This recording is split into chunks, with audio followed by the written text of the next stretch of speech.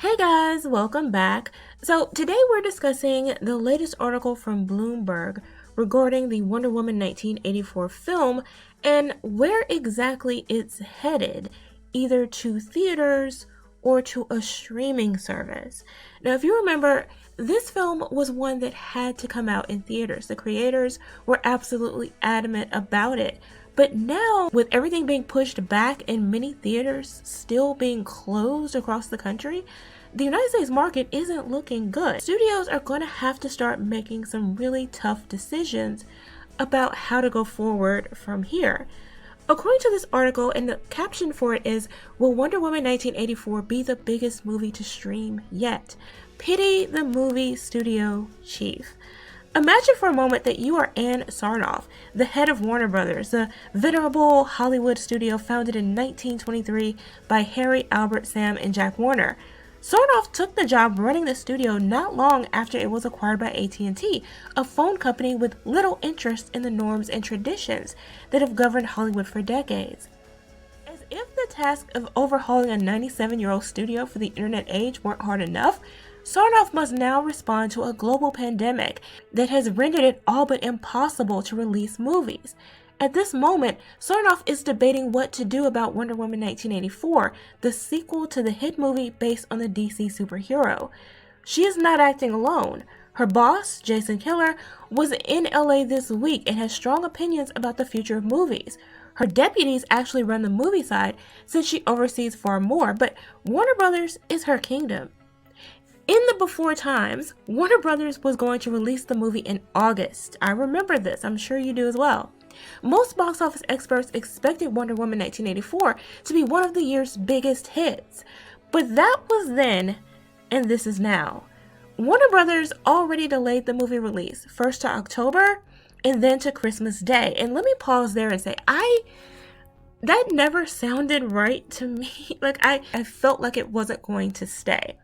But according to this article, if they want to release the movie Christmas Day, they need to decide now so they can restart the marketing campaign. And that's true. It's already mid-November. If you're going to do this thing, we need to see some Christmas-related marketing. We need some targeted interest being generated to get people into the mindset of actually coming out of the house on Christmas Day all together as a family and gathering in theaters. I just don't see it happening. But Sarnoff faces three choices, and this article really does a great job of laying those out.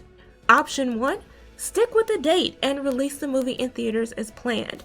The studio has already spent millions of dollars on advertising for its previous release dates and would have the Christmas period all to itself. People are going to movie theaters in China and Japan, the two largest markets after the US. The reasons to proceed as planned end there. Warner Brothers tried this once before with TENET, the thriller from director Christopher Nolan. The movie did respectable business overseas, grossing close to $300 million, but it made just $55 million in the US. The film cost $200 million to produce and grossed just $350 million. Accounting for theater's share of ticket sales and the cost of marketing, TENET was a loser. Wonder Woman 1984 also cost a reported $200 million to produce. It would need to gross triple that to even smell a profit. No movie has grossed $600 million this year, not even in China. It's one thing to lose money on TENET, a gamble on an original idea with no movie stars. It's another to lose money on Wonder Woman 1984, a sure thing that is a cornerstone of the DC movie franchise. Option number 2, punt to next year.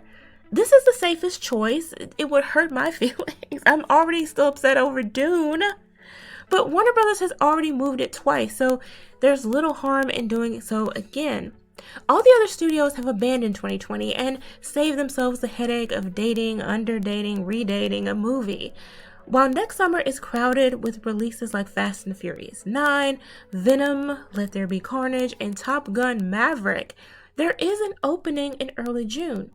However, there's no guarantee that movie theaters are open at full capacity by next summer. If Warner Brothers moves Wonder Woman 1984, movie theaters around the US are expected to close until 2021, which means a lot of theaters may close for good. There may simply not be a theater available. Option number 3, release it for a week or two and then shift it to HBO Max. Still, this is the definition of short-term pain for long-term gain. Movies like Wonder Woman 1984 make more money in theaters than they do on streaming services. That's why studios have pushed almost all of their biggest titles into 2021. The only way this works for Warner Media is if the company not only convinces millions of people to sign up for HBO Max because of Wonder Woman 1984, but keeps them around. Otherwise, it's a financial disaster. But what do you guys think? I personally don't really care. I would pay to see Wonder Woman. I would pay an exorbitant amount to see it on a streaming service, but I would prefer to see it in theaters. But hey, those are my thoughts. Let me know what you guys think. Thanks for watching. Remember to like, comment, share, and subscribe, and I'll see you next time.